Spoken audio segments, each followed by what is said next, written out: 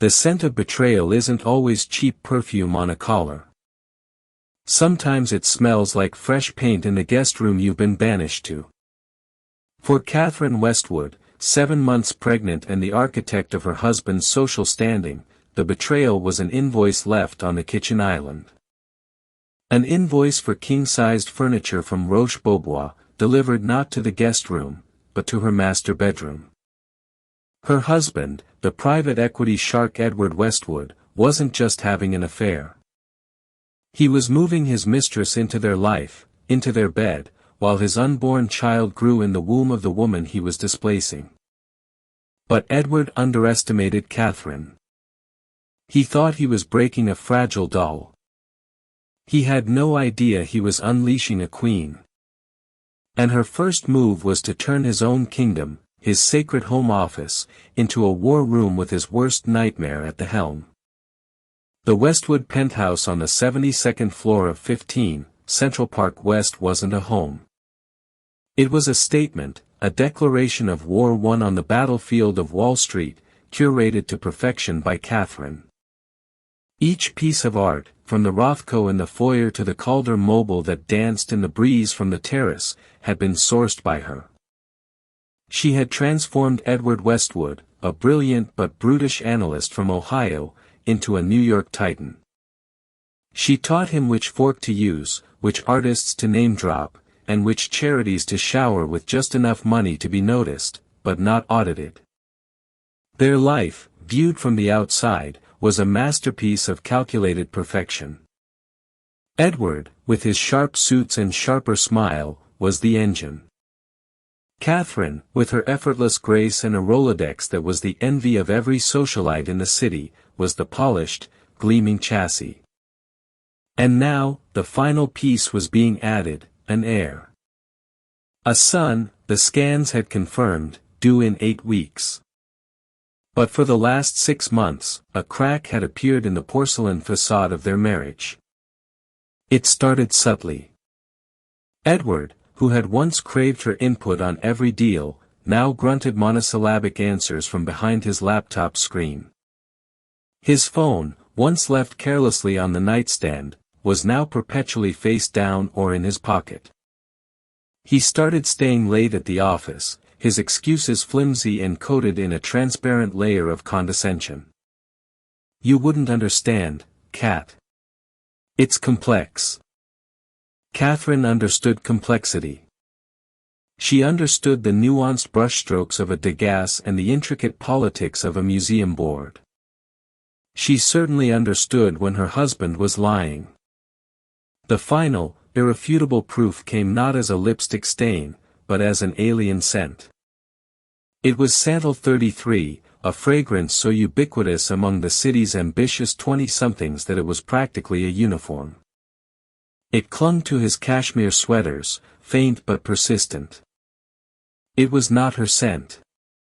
She wore Guerlain's L'Or Bleuy, a classic, timeless fragrance Edward once claimed he adored. She decided to wait. A direct confrontation would only lead to denials and gaslighting. Edward was a master of that. He could convince a jury the sky was green. So Catherine watched, gathered her strength, and endured the silent, lonely dinners in their cavernous dining room, the city lights twinkling below like a galaxy of indifferent stars. The breaking point arrived on a Tuesday. It was gray and raining, the kind of day that made the city feel like a cage. Catherine was arranging a delivery of hydrangeas when Edward came home early, a rare occurrence. He didn't have his usual briefcase. Behind him stood a young woman, probably 25, with sharp features, a blunt blonde bob, and a look of defiant ownership in her eyes. She was clutching a designer suitcase, and she smelled faintly of Santal 33. "Catherine," Edward said, his voice stripped of all warmth. It was the voice he used for hostile takeovers. "This is Chloe Bennett. She'll be staying with us for a while." The world tilted. The hydrangeas in Catherine's hands suddenly felt impossibly heavy. She looked from Edward's cold, resolute face to the girl, Chloe, who was brazenly scanning the apartment, her eyes cataloging the value of every object. "Staying with us?" Catherine's voice was a whisper, but it cut through the tension in the room. "In the guest room, I presume?" Edward let out a short, humorless laugh. He walked over to the bar and poured himself a whiskey, his back to her. "Chloe works with me. There's a big project, a merger. It's easier if she's here." Chloe smirked. "The hours are just crazy," she added, her voice a saccharine drawl. Catherine placed the flowers down, her hands shaking slightly. She would not cry. Not in front of this interloper. "The guest room is prepared. I had it cleaned yesterday." Edward turned, swirling the amber liquid in his glass. His eyes were like chips of ice. "Actually, no. The guest room is a bit small, and the bed is only a queen. Chloe is used to more space." A cold dread, heavier and more suffocating than any fear she had ever known, began to seep into Catherine's bones. "What are you saying, Edward?" He took a sip of his whiskey, his gaze unwavering. "I'm saying she'll be more comfortable in the master. You can take the guest room. I've already had your things moved." It was the casual cruelty that shattered her. Not just the affair, not just bringing her here, but the calculated demotion, the methodical stripping of her status, her place, her home. He had moved her things. He had erased her from their shared space while she was out buying flowers for the table. She was no longer the lady of the house. She was a guest, an inconvenience. Chloe's smirk widened into a triumphant smile. She glided past Catherine, her suitcase wheels clicking softly on the marble floor, and headed down the hallway toward the master bedroom. Their bedroom. The room where their son had been conceived. Catherine stood frozen, the sound of blood roaring in her ears. Edward watched her, a flicker of something guilt, annoyance crossing his face before it was replaced by stony resolve. "It's for the best, Cat," he said, as if discussing a minor stock fluctuation. "Let's not make this dramatic." But it was already dramatic. It was a declaration of war. And as Catherine stood there, her hand resting protectively on her swollen belly, she felt a new kind of strength hardening within her. It was cold and clear and sharp as a shard of glass. He thought he had won. He thought he had broken her. Edward Westwood, for all his market predictions and financial genius, had just made the worst calculation of his life.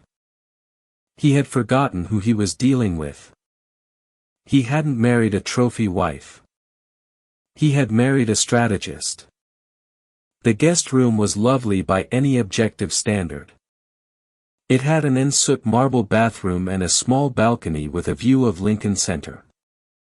It was the room her own parents stayed in when they visited from Connecticut. Now, it was her cell. Piled neatly on the bed were her things, her clothes, her books, her jewelry box. Someone, a housekeeper likely acting on Edward's cold command, had packed up her life and deposited it here. The most intimate items, her maternity wear, her prenatal vitamins on the bedside table, felt like artifacts of a former life. She ran a hand over a tiny folded onesie she had bought just last week. It was gray with little white clouds on it. A wave of nausea, entirely unrelated to her pregnancy, washed over her. She didn't scream. She didn't throw things. The shock was too profound, leaving a hollow space where the rage was supposed to be. For an hour, she simply sat on the edge of the bed, staring at the closed door. She could hear faint sounds from the rest of the penthouse. The murmur of voices, Edward and Chloe. A cork-popping champagne, no doubt. The clink of glasses. A burst of high, feminine laughter that grated on Catherine's every nerve. They were celebrating.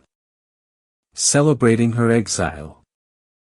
That night, she didn't sleep.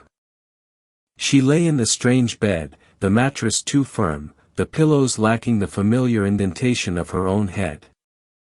The scent of the room was generic, clean, the smell of a hotel. Sometime after midnight, she heard the master bedroom door close, and the distinct sound of the lock clicking into place. The finality of it was a physical blow. The next morning, the new reality set in with brutal clarity. Catherine emerged from the guest room to find Chloe in the kitchen, wearing one of Edward's silk robes, making coffee as if she had lived there for years.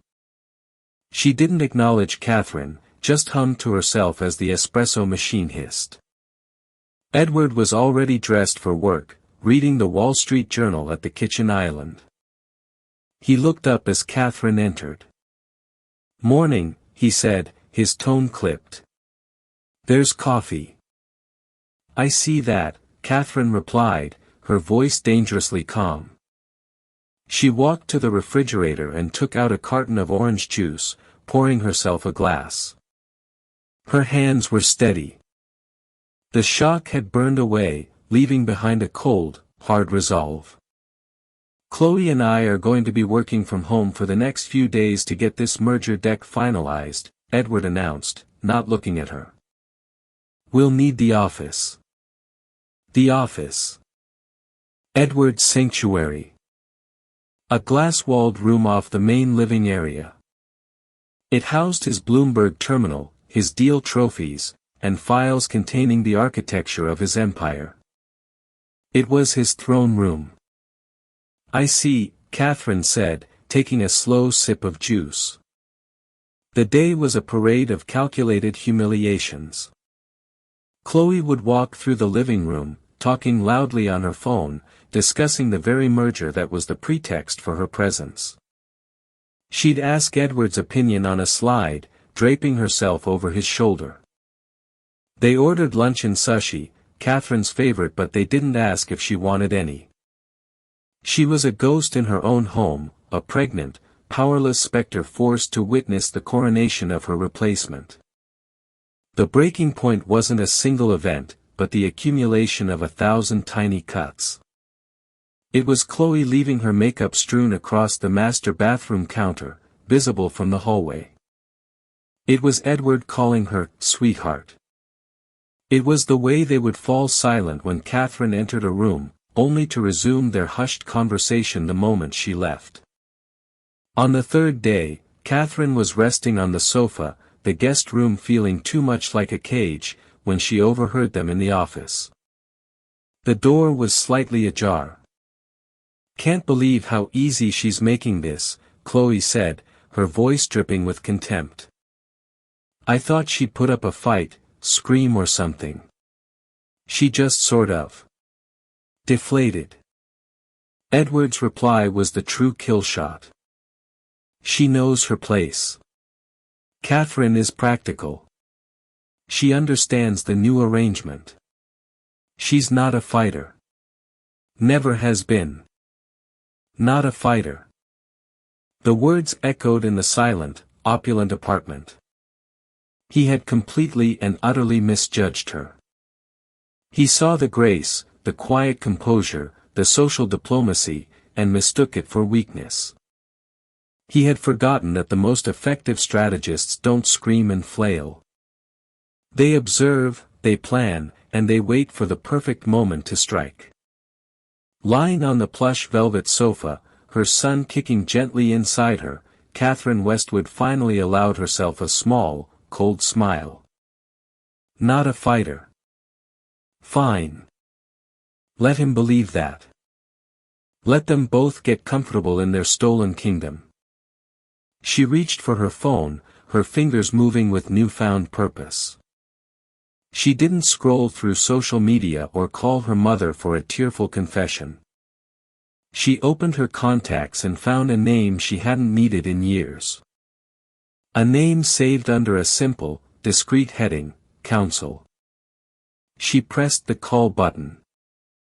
The phone rang twice before a deep, calm voice answered. Daniel Quinn. Daniel, Catherine said, her own voice steady and clear as a bell. It's Catherine Westwood. I'm sorry to call you out of the blue, but I find myself in need of your services. There was a brief pause on the other end. Daniel Quinn was not just any lawyer. He was the divorce lawyer in New York City, a man known for dismantling empires with a fountain pen and a perfectly worded motion. He was brilliant, ruthless, and ruinously expensive. He was exactly what she needed. Catherine, he said, his tone shifting from professional to concerned. Of course. Is everything all right? Catherine looked across the living room towards the glass office where her husband and his mistress were laughing. No, Daniel, she said softly. Nothing is all right. But it's about to be. I'd like to retain you. And I have a proposal. My husband has taken my bedroom. I think as a first step, I'd like to take his office. Daniel Quinn was a man who operated on a different plane of existence. While Edward Westwood built his empire with bluster and high-risk leverage, Daniel Quinn built his by understanding one fundamental truth: information is power, and the law is the weapon you wield it with. His office on Park Avenue was a hushed cathedral of beige leather and mahogany, a place where fortunes were unmade and new futures were forged. He met Catherine in a private consultation room, the kind with soundproofed walls and a discreet box of tissues on the table. Catherine didn't touch them. She sat opposite him, poised and articulate, her pregnancy the only outward sign of vulnerability. She laid out the facts of the past week with the detached precision of a surgeon describing a procedure. The mistress, the demotion to the guest room, the occupation of the master bedroom, the casual, soul-crushing cruelty of it all. She ended with Edward's comment, "She's not a fighter." Daniel listened without interruption, his steepled fingers resting beneath his chin. His face was unreadable, but his eyes, a sharp, intelligent blue, missed nothing. He had seen every shade of marital warfare, from screaming matches in the Hamptons to cold, calculated poisonings of reputation. But this had a particular brand of arrogance he found especially distasteful. The sheer audacity is breathtaking, he finally said, his voice a low rumble. He didn't just cheat, Catherine. He's trying to psychologically erase you from your own life before he even files the papers. It's a power play. He wants you to feel so worthless that you'll accept whatever crumbs he offers in a settlement. He thinks I'll take the country house in Greenwich and a stipend and just disappear, Catherine confirmed, her voice hard. He is mistaken. Good, Daniel said, a faint smile touching his lips. Now, about your proposal taking his office. I love the poetry of it, but tell me the strategy. It's not just poetry, Daniel. It's tactical, Catherine explained, leaning forward. Edward's entire professional life is on the servers and in the files in that room. His personal financials, his correspondence with his partners at the firm, his deal structures, everything. He thinks it's his fortress. I want to turn it into our beachhead. Daniel's eyebrows shot up. You want to set up our legal operations inside your shared apartment? With him and the mistress present? Precisely. We have as much right to be there as they do. More, in my case. My name is on the deed alongside his. The Westwood penthouse is marital property. He brought his affair into our home. I'm bringing my legal counsel. It seems perfectly symmetrical to me. Daniel Quinn leaned back in his chair, a slow, genuine smile spreading across his face. This was why he loved his job. It wasn't just about the money. It was the chess game, and Catherine Westwood had just laid out her brilliant, audacious opening move. "He'll try to have us removed," Daniel cautioned. "He'll call the police, claim we're trespassing. And you will calmly show them the deed to the apartment with my name on it and explain that you are my invited legal guest, present to discuss the dissolution of the marriage," Catherine countered. No court would grant an order to remove a wife's lawyer from her own home when he is there for legitimate legal counsel, especially not when the husband has moved his lover into the master bedroom. The optics would be catastrophic for him. She was right. It was a checkmate before the game had even properly begun. Edward could either tolerate their presence, fuming in his own home as they systematically dismantled his life from 10 feet away, or he could make a public scene that would paint him as a villain of cartoonish proportions.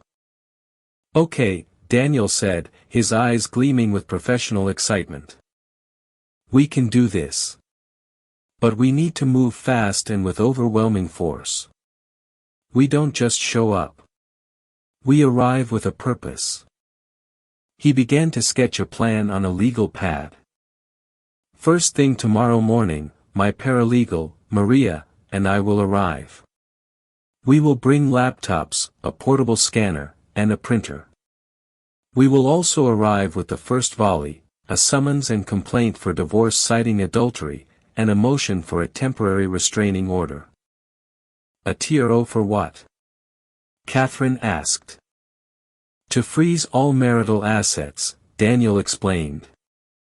"Every bank account, every investment portfolio, every credit card with his name on it. He'll still have his salary, but he won't be able to move, sell, or transfer a single significant asset without a court order. He won't be able to wire $1 million to a hidden account or buy his girlfriend a parting gift. We put a financial cage around him while he's still in the penthouse."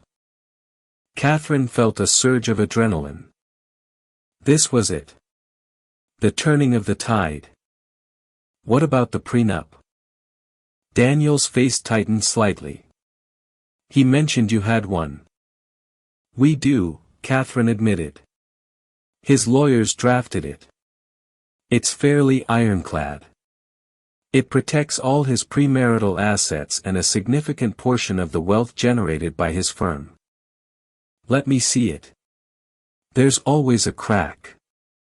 Unconscionability, duress, improper disclosure, or my personal favorite, a lifestyle clause." "A what?" "Sometimes," Daniel explained, "a prenup will have a clause that lays out a certain standard of living that must be maintained for the spouse. If that standard is violated in a particularly egregious way, say, by being kicked out of your bedroom for a mistress, it can sometimes trigger penalties or even invalidate certain sections. It's a long shot, but let's see what we're working with." Catherine reached into her handbag and pulled out a folded sheath of papers. She had retrieved it from her personal safe 2 days ago. She handed it to Daniel. He read through it quickly, his eyes scanning the dense legal text. He hummed, he nodded, and then, on page 7, he stopped. He read a paragraph, then read it again. A low whistle escaped his lips. "Catherine," he said, looking up at her with a newfound respect. "Who was your lawyer when you signed this?" "I didn't have one," she said. "My father insisted on reviewing it. He's a retired appellate judge." Daniel grinned. "Your father is a legal artist," he said, tapping the page. "Edward's lawyers put in a standard infidelity clause. It adds a small financial penalty for adultery. Your father, it seems, added a morals codicil to it. Paragraph 7b. It states that in the event of flagrant and public infidelity which brings humiliation and emotional distress upon the other party, including but not limited to cohabitation with a paramour within a shared marital residence, the wronged party is granted Listen to this: temporary and exclusive control over designated marital properties for the purpose of securing legal counsel and ensuring a fair and equitable discovery process. Catherine stared at him, uncomprehending. Daniel translated. Catherine, your father put a clause in your prenup that says if Edward ever did exactly what he just did, you get to take over the office. He basically handed you the keys to the castle. We're not just guests in his office. We have a contractual right to be there. This isn't just a good move. It's legally bulletproof. Catherine thought of her father, a quiet, scholarly man who had always viewed Edward with a polite but deep-seated suspicion. He had seen this. He had anticipated a betrayal of this magnitude and planted a single, perfectly worded bomb in the middle of their marriage contract, just waiting for the right moment to be detonated. So, Catherine said, the full weight of her advantage finally settling in, what time do you and Maria arrive tomorrow? 9 a.m. sharp, Daniel replied, closing the file. I suggest you get a good night's sleep. Tomorrow, the siege begins. The next morning, Catherine rose early. She showered, dressed in a simple but elegant cashmere dress, and did her makeup with a steady hand. When she walked into the kitchen, Edward and Chloe were already there, laughing over something on Chloe's phone. They fell silent as she entered, the air thick with their shared contempt. Catherine ignored them. She calmly prepared a tray with a teapot, cup, and a small plate of biscuits and carried it into the living room. She sat on the sofa facing the glass-walled office and waited. At precisely 9 a.m., the chime of the private elevator echoed through the penthouse. Edward's head snapped up, annoyed. Are you expecting someone? He demanded. I am, Catherine said serenely. The elevator doors opened, and out stepped Daniel Quinn, looking immaculate in a tailored navy suit, followed by a sharp, dark-haired woman in her 30s holding two rolling briefcases.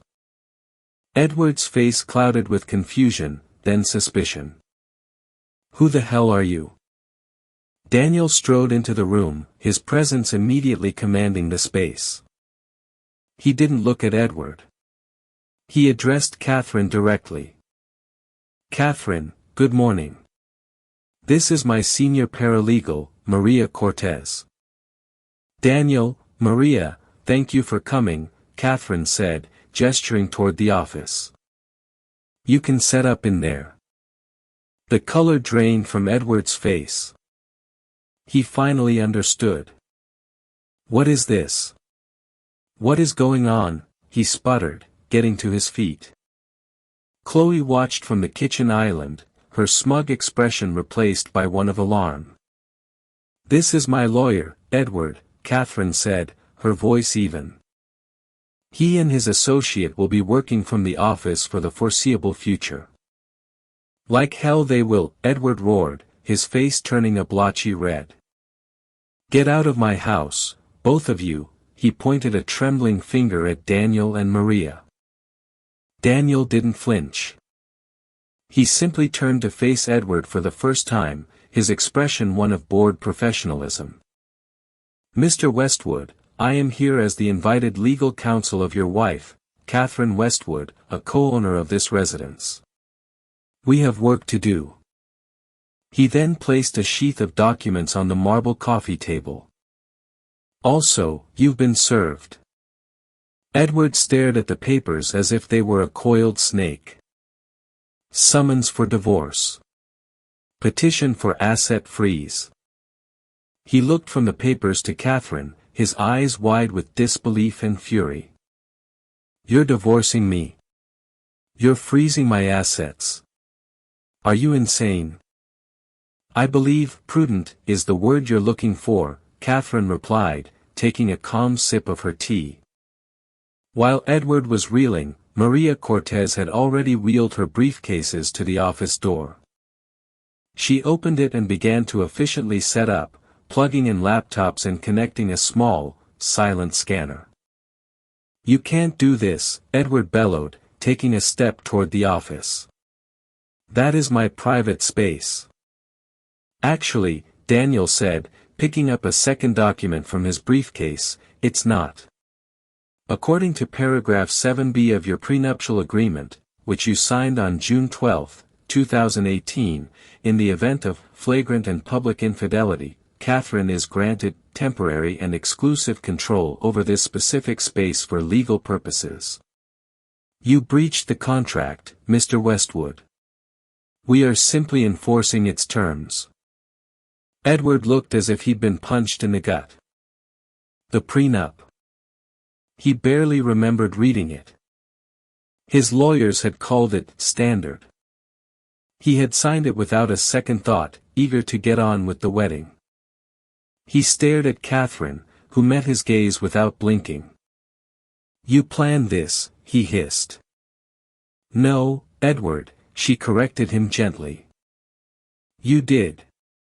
When you chose to bring your mistress into our home. I'm just responding. Chloe, sensing her position was suddenly precarious, came to Edward's side. Edward, call security. Call the police. Have them thrown out, she urged, her voice shrill. Go ahead, Daniel invited. Call them. We can have a nice chat with the NYPD about why a 7 months pregnant woman needs legal protection in her own home from a husband who has moved his lover into the marital bed. I'm sure the New York Post would love that story. What do you think the headline would be? Wall Street wolf kicks pregnant wife out of bedroom? Edward paled. He knew Daniel was right. The scandal would be ruinous. His partners, his investors, the conservative boards he sat on would crucify him. He was trapped, utterly and completely trapped in his own glass and marble monument to success. He backed away, breathing heavily, and slumped onto a bar stool, defeated. He watched in impotent fury as Maria finished setting up. A printer whirred to life. A laptop chimed on. The hum of legal machinery now filled his sanctuary. Daniel Quinn walked into the office, surveyed the setup, and then turned to look out at the living room. He nodded at Catherine, a silent acknowledgement of a successful maneuver. The siege had begun. For the rest of the day, Edward and Chloe were prisoners in the penthouse. They huddled in the kitchen, speaking in angry whispers. Every half an hour, the printer in the office would spit out another document, a subpoena for Edward's firm, a request for depositions, a demand for a full forensic accounting of every financial entity he controlled.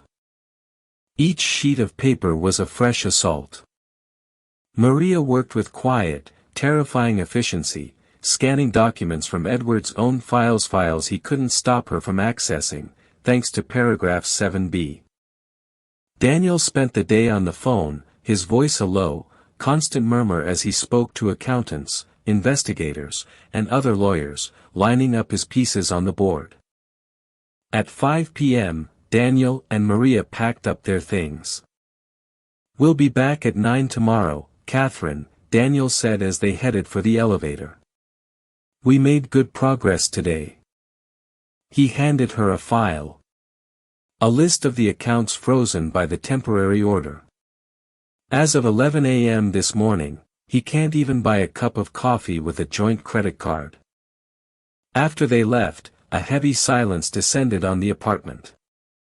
Chloe looked at Edward, her bravado gone, replaced by a greedy anxiety. What does this mean, Edward? Frozen assets. Is our future secure? Edward didn't answer. He was staring at Catherine, who was calmly reading the file Daniel had given her. The woman he had dismissed as a decorative, fragile object was now calmly presiding over the dismantling of his life from a velvet sofa. He had kicked her out of the bedroom, and in return, she had moved an army into his fortress and put his entire empire in chains. He had thought he was a wolf.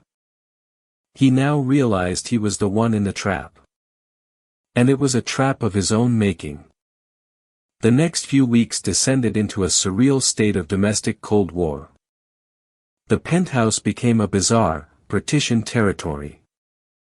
Edward and Chloe were confined to the master bedroom and the kitchen, their world shrinking with each passing day. Catherine, Daniel, and Maria commanded the office and the living room, their operations expanding. The daily 9 to 5 presence of Catherine's legal team was a form of psychological torture for Edward. He was a man accustomed to absolute control, and now he was forced to watch, powerless, as the architecture of his life was x-rayed and dissected. The quiet hum of the scanner was the soundtrack to his unraveling. Maria Cortez, with her serene efficiency, was his chief tormentor. She would occasionally emerge from the office and politely ask, "Mr. Westwood, could you point me to the files for the Westwood Horizon Fund? I can't seem to locate them." Edward would just glower, his silence a confession in itself. The asset freeze was a tighter noose than he had imagined. His corporate card was declined at lunch. His personal accounts were locked. He was forced to use the dwindling cash in his wallet, a humiliation for a man who measured his worth in 8-figure wire transfers. Desperate, he called his own lawyers, a bulldog team from a top-tier corporate firm. Their advice was blunt and infuriating. "The prenup is a disaster," Edward, his lead attorney, a man named Peterson, barked over the phone. "This morals codicil is airtight. Judge-written, no less. Any attempt to forcibly remove Quinn from the apartment will backfire spectacularly. You have to ride it out." Riding it out was proving impossible. The pressure was mounting not just at home, but at work. Word of the asset freeze, though sealed, had inevitably leaked. His partners at the private equity firm, Westwood & Cole, were getting nervous. "Edward, what the hell is going on?" his partner, Robert Cole, demanded in a tense meeting. "We've got the final push for the Aerotech acquisition, and I'm hearing whispers that your personal finances are on ice. You can't be a liability right now." This was the real leverage point, and Edward knew it.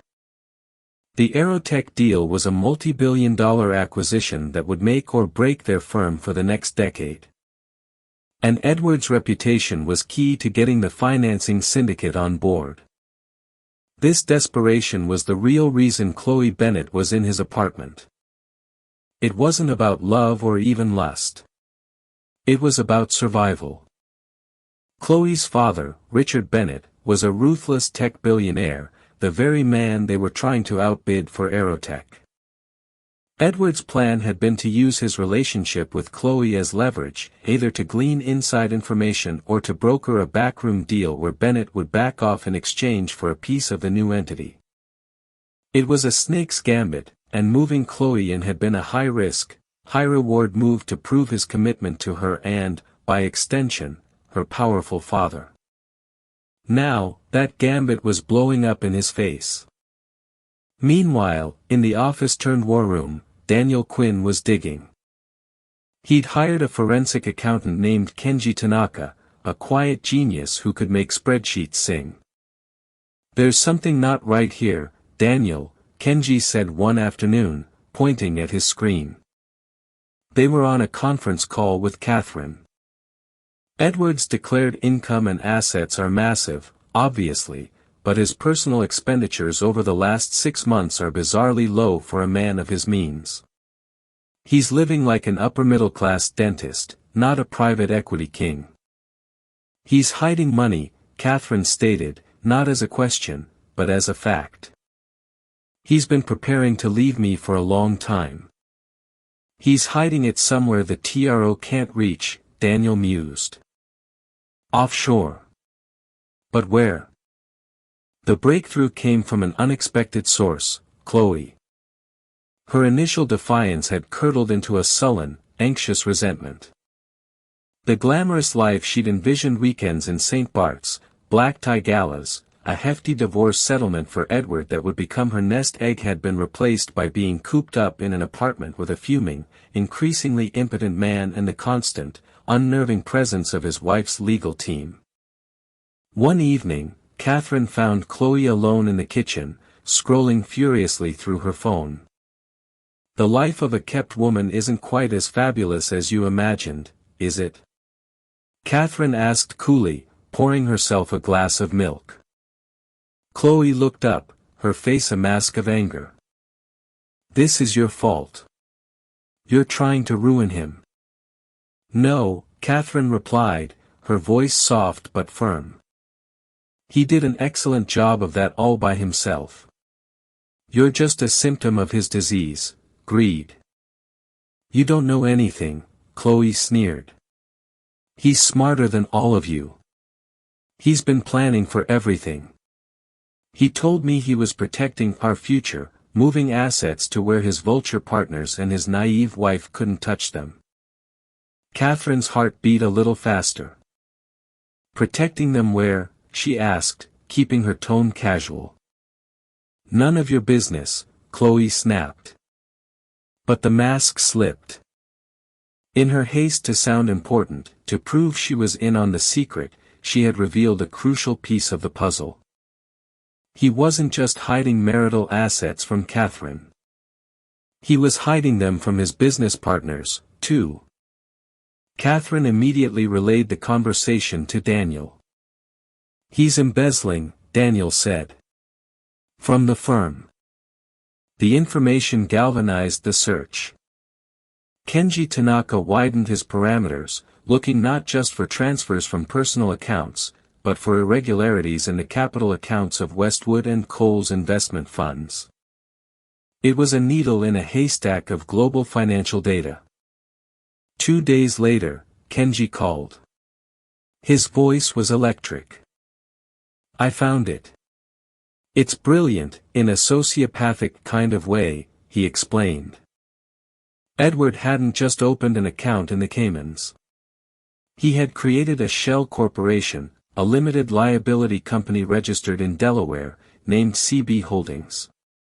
He then used that LLC to act as a consultant on several of his firm's deals, billing exorbitant fees for strategic advisory services.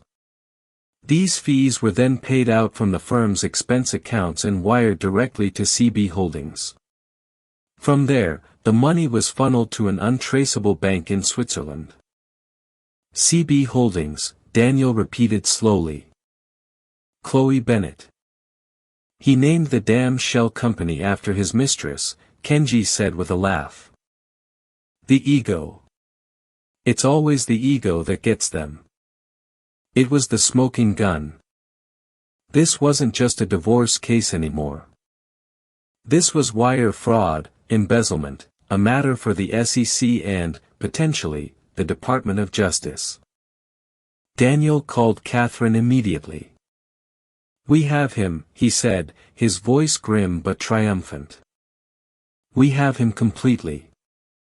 The question is, what do you want to do with this information?"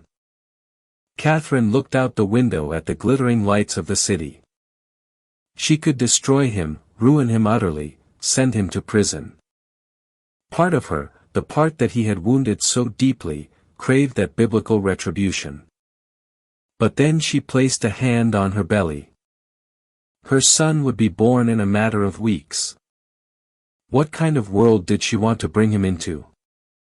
One defined by his father's sins and a legacy of public disgrace. Or one built on the foundations of her own strength and quiet victory? "I don't want to send him to jail, Daniel," she said, her voice clear and resolved. "I want him gone. And I want the keys to the kingdom." The air in the penthouse was unnaturally still, charged with the static of an impending storm.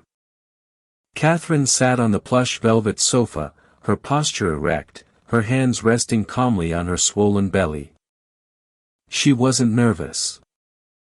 The time for nerves had long passed.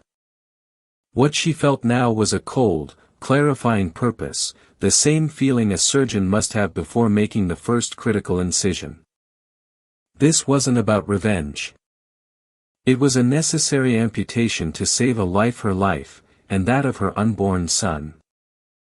Daniel Quinn sat beside her, a black leather portfolio resting on his lap. He was the picture of calm authority, an anchor in the turbulent waters they were about to enter. Across from them, an identical sofa sat empty, waiting. At precisely 4 p.m., the private elevator chimed. The doors slid open to reveal Edward, flanked by his lawyer, a bulldog of a man named Peterson whom Catherine recognized from corporate galas. Edward had dressed for battle, wearing a dark, pinstriped suit like armor. He strode in with a manufactured confidence, a man who believed he was coming to dictate the terms of surrender. He glanced at Catherine, a flicker of annoyance in his eyes, as if her very presence was an inconvenience he would soon dispense with. "Catherine," he said, his tone clipped and devoid of warmth. "Peterson. Let's hope your counsel is as sensible as you usually are, and we can resolve this unpleasantness quickly." Peterson smirked, dropping a heavy briefcase onto the floor with a thud. He settled onto the sofa, radiating aggressive energy. "All right, Quinn," he began, foregoing any professional courtesy. "We've reviewed your preliminary filings. A lot of dramatic flair, but not much substance. Mr. Westwood is a busy man, so let's cut to the chase. He understands his wife is emotional at this time." He gestured vaguely at Catherine's pregnant form. "So, in the spirit of generosity, he's prepared to offer a settlement that is more than fair." Peterson leaned forward, ticking off the points on his fingers. "The house in Greenwich, free and clear. A lump sum payment of $10 million, tax-free. And a monthly alimony stipend of $50,000 for 5 years. It's a handsome package. She can live comfortably, raise the child, and we can all put this unfortunate chapter behind us." Catherine and Daniel exchanged a look so fleeting it was almost imperceptible. It was exactly as they'd predicted, an offer designed to sound magnanimous while being, in the context of their shared billion-dollar fortune, an insult. It was a deal offered to a problem, not a partner. Daniel allowed a small, tight smile to touch his lips. "A generous offer, Mr. Peterson," he said, his voice smooth as silk. "I'm sure you believe that.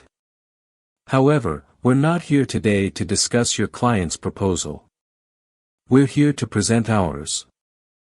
At this signal, Maria Cortez, who had been standing silently by the office door, stepped forward. She carried not a heavy briefcase, but a slim, deceptively light file folder. She didn't hand it to Daniel, but walked directly over to Edward's lawyer and placed it on the marble coffee table before him. "I suggest you read this before you continue your performance," Daniel said, his voice losing its silken edge and taking on the hardness of steel. Peterson scoffed, picking up the folder with a dismissive air. "I doubt there's anything in here that—" He stopped mid-sentence as he opened it. His eyes scanned the first page. The condescending smirk on his face faltered, then vanished completely. His florid complexion began to pale. He licked his lips, his gaze darting from the page to Edward, then back again. He frantically flipped to the next page, then the next, his breathing becoming shallow. Edward, sensing the sudden shift in atmosphere, leaned over. "What is it?" he demanded. "What is this nonsense?" His eyes fell upon the top document, the certificate of incorporation for a Delaware LLC named CB Holdings. His blood ran cold. Below it were bank statements, wire transfer confirmations, and finally, a meticulously detailed flowchart crafted by the forensic accountant, Kenji Tanaka, that acted as a map of his crime. It showed, with irrefutable clarity, over $18 million flowing from the expense accounts of Westwood and Cole, through the shell company named for his mistress, and into the dark, secret abyss of a numbered Swiss bank account. The world seemed to fall away beneath him. This wasn't a divorce tactic. This was an executioner's warrant. What? What is this? Peterson finally stammered, the papers trembling in his hand.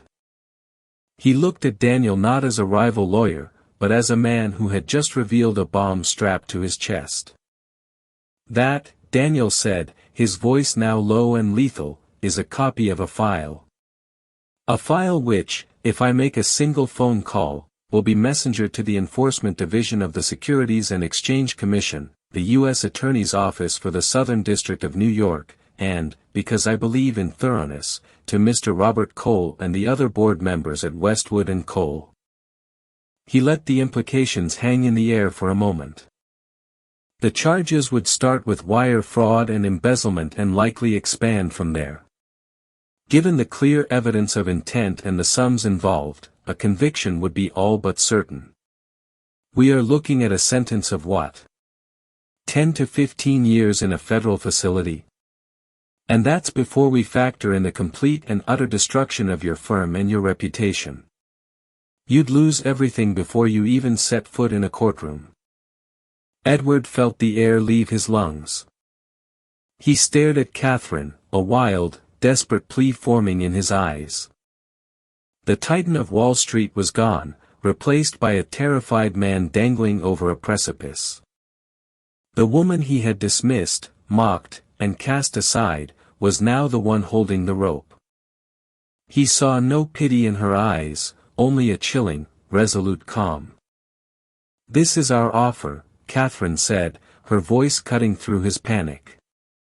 It was the first time she had spoken, and her tone was as steady and unyielding as the marble floor beneath them. "It is not negotiable." Daniel took over, laying out each term like a nail in a coffin.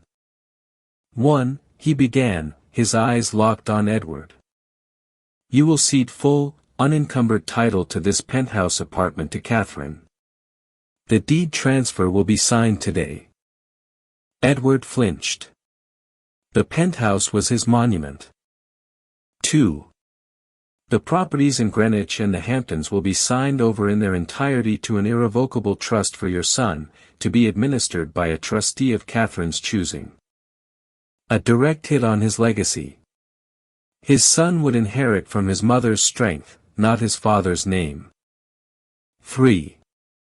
The entire contents of the CB Holdings account and the corresponding Swiss account will have the numbers, so don't even think about it, totaling $18,426,000, will be transferred to an account designated by Catherine.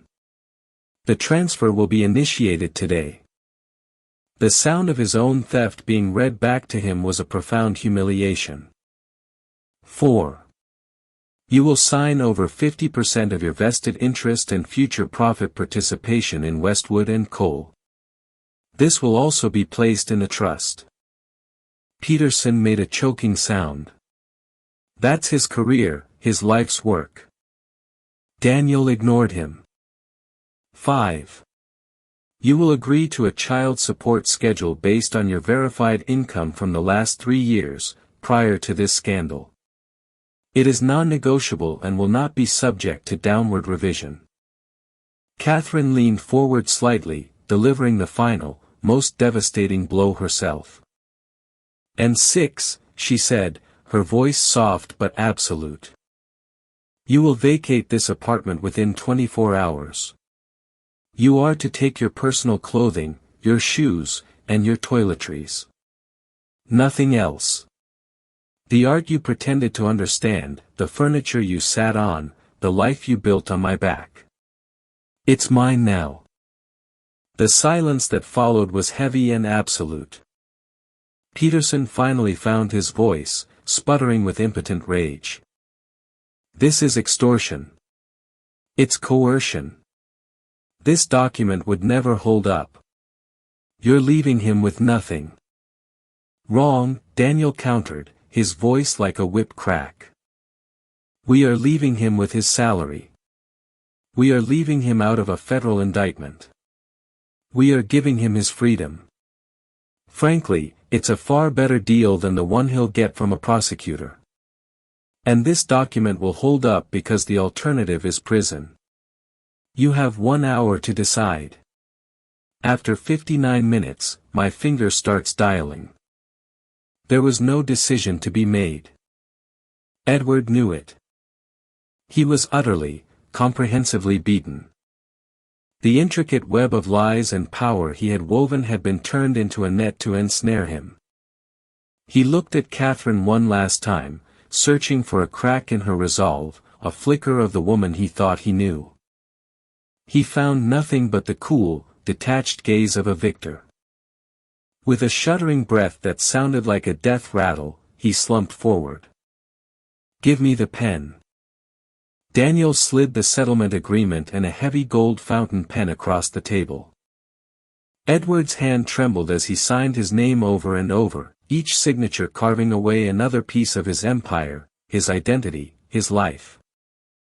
His once bold, confident slash was now the shaky, broken scroll of a ruined man. When it was done, he let the pen drop. He didn't look at his lawyer. He stood up like an automaton and walked, stiff-legged, toward the master bedroom to pack what little was left of his life. Peterson, his face a mask of defeat, stuffed the signed copies into his briefcase and fled without another word, eager to escape the carnage. Later that evening, the penthouse was quiet, except for the sound of Edward's suitcase wheels on the marble floor. As he headed for the elevator, a figure emerged from the master bedroom. It was Chloe, her face a mixture of confusion and anxiety. "Edward, what's happening?" she asked, her voice high and frantic. "Peterson just left. He wouldn't even look at me. Where are we going?" Edward stopped and turned to look at her. In the wreckage of his life, he saw her with perfect, painful clarity for the first time. She wasn't a partner, a lover, or even an ally. She was just a transaction, a risky investment that had failed to pay off. His voice was hollow, devoid of all emotion. "There is no we," he said flatly. "It's over. The money's gone." Chloe's face fell. The calculation in her eyes was instant, cold, and brutal. The prize was gone. The golden goose was cooked. Her concern for him evaporated, replaced by the raw pragmatism of self-interest. Without a single word of comfort or farewell, she turned on her heel, went back into the room that had so briefly been hers, and began to pack her own bags. Catherine watched from the archway of the living room as they left separately. Two ghosts departing a life that had been an illusion. The elevator doors closed, sealing them out forever. A profound silence descended, a quiet that felt clean and expansive. Her home was hers again. She walked slowly through the grand living room, her hand resting on her belly. She paused at the glass-walled office, the war room that had become the birthplace of her independence. It was her sanctuary now, the headquarters of her new life, her new empire. And she would rule it alone. Years passed. The penthouse, once a monument to a loveless marriage, was transformed into a home. Catherine gave birth to a healthy boy she named Leo. The Calder mobile no longer danced in a sterile breeze but spun over the sound of a child's laughter. Catherine didn't just liquidate Edward's holdings, she reimagined them. She established a new venture capital firm, Westwood Capital, focusing exclusively on funding businesses founded and led by women. Her office, the same glass-walled room where she had won her war, became a launch pad for a new generation of female titans. She became a legend in her own right, not as Mrs. Westwood, but as Catherine, a queen who had built her kingdom from the ashes of a betrayal. Love found her again, not as a necessity, but as a quiet, steady partnership with a man who admired her strength instead of trying to control it. One evening, she stood on the terrace with Leo, looking out at the glittering skyline. The city lights no longer twinkled like indifferent stars, they shimmered like a kingdom at her feet, a world she had conquered on her own terms. Her story is a powerful reminder that the quietest person in the room is often the most dangerous, and that hell hath no fury like a woman, not just scorned, but strategically brilliant. What would you have done in Catherine's position? Would you have sought revenge or justice? Who do you think was the ultimate loser in this story, Edward for his wealth, or Chloe for her ambition? Let us know your thoughts in the comments below. If this story of resilience and ultimate justice resonated with you, please show your support by hitting that like button, sharing it with someone who needs a reminder of their own strength, and be sure to subscribe to our channel for more real-life dramas that will keep you on the edge of your seat.